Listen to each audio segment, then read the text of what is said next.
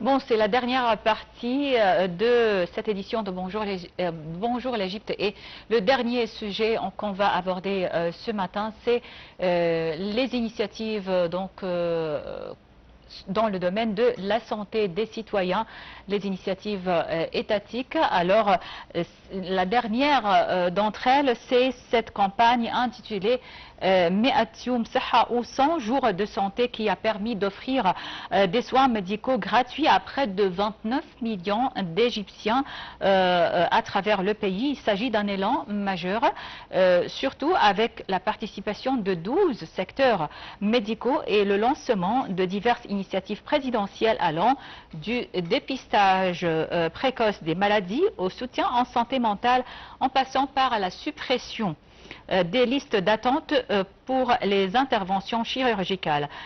Pour parler donc de cette nouvelle initiative, cette nouvelle campagne, 100 jours de santé, on a l'honneur d'accueillir au bout du fil Dr Ali Kamel, qui est conseiller au ministère de la Santé. Bonjour Dr Kamel.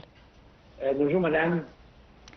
Alors, Dr Kamel, donc ma première question, c'est quel est l'objectif principal du lancement de cette 3e édition de la campagne 100 jours de santé? C'est une très bonne question. En fait, l'idée c'est d'arriver à aider les patients avec des soins de qualité. Et vous savez, la qualité en santé, c'est très très important.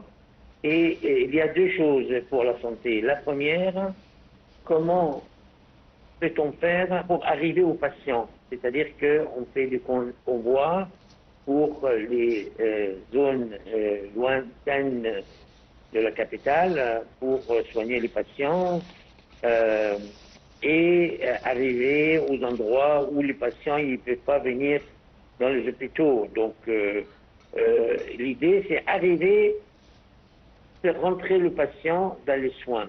Et deuxièmement, la continuité des soins. Parce qu'on ne peut pas commencer quelque chose et ne pas continuer. Donc, il faut commencer et continuer les soins. Et pour faire cela, il faut des soins de qualité. Et l'initiative présidentielle numéro 3, qui a démarré moitié du mois de juillet, depuis presque 25 jours,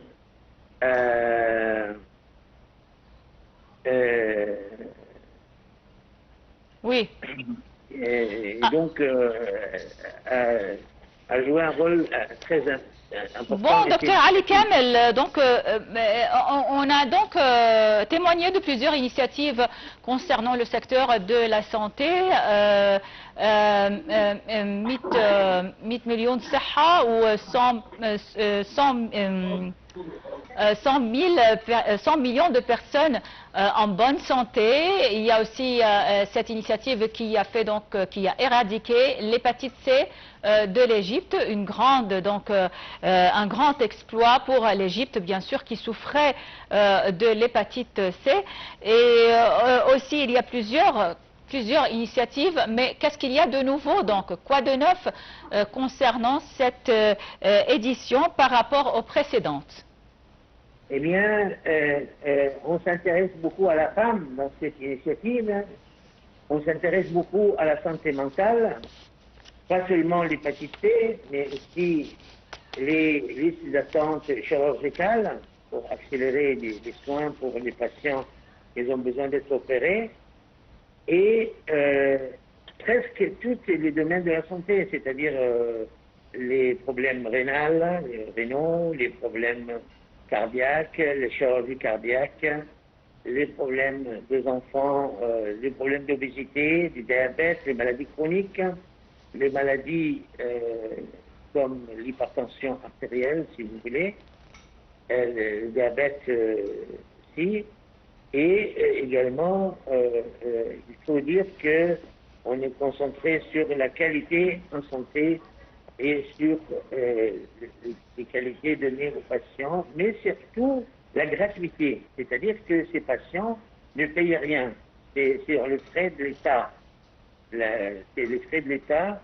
Sur ça, il y a énormément d'intérêt pour le patient. C'est ne pas payer, si vous voulez. Il n'a pas le moyen de payer.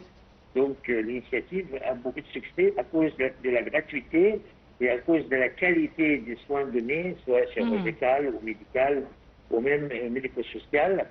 Et donc, si vous voulez, cette fois-ci, le nombre de patients qui sont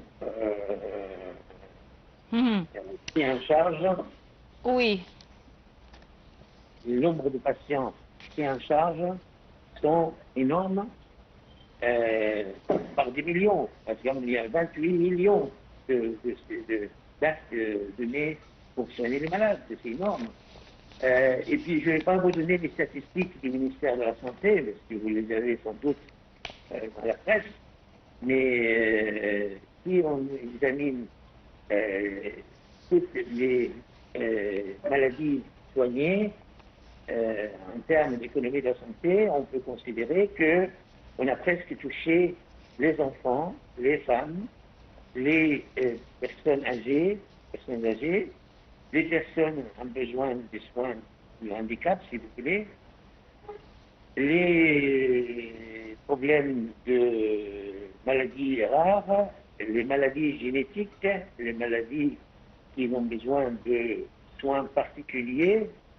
Et donc, si vous voulez, dans cette initiative, la troisième phase, on peut dire que globalement, il y a la participation et c'est une approche holistique, intégrative, si vous voulez, où il y a les patients qui participent, les familles participent, les sociétés participent, l'État participe. Il y a une participation générale de tous les services. Et donc, pour cela, il faut dire que le succès de la troisième étape liée à la qualité des soins et les consultants qui interviennent gratuitement et surtout aller vers le patient. C'est-à-dire que ce n'est pas le patient qui va vers l'hôpital, mais c'est les soignants et les équipes médicales qui vont chercher des patients. Bref, c'est la médecine préventive. C'est la médecine préventive. Donc, avant, on était concentré sur la médecine curative, mais là, maintenant, on s'intéresse plutôt aux médecines préventives. Vous savez, la prévention, on détecte précocement les maladies graves, les maladies comme le cancer du sein, comme le cancer de la prostate, comme le cancer du côlon, comme les tumeurs malignes.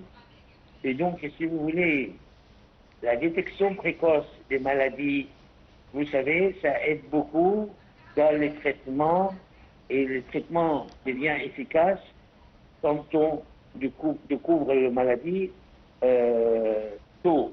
Par exemple, la hypertension, on appelle ça c'est un mal silencieux, si vous voulez. L'hypertension, si on ne prend pas l'attention des patients, on ne peut pas savoir s'il va subir des accidents graves ou pas, comme le stroke, c'est-à-dire le AVC, l'accident cérébral. Comme vous savez, effectivement. Il y a énormément d'accidents vasculaires cérébraux dans le monde à cause du manque de l'hygiène préventive. Bon, alors, docteur Ali Kamel, conseiller au ministère de la Santé, merci beaucoup pour votre intervention. Et on a parlé, bien sûr, d'une initiative sanitaire. La dernière en date, c'est la campagne 100 jours de santé.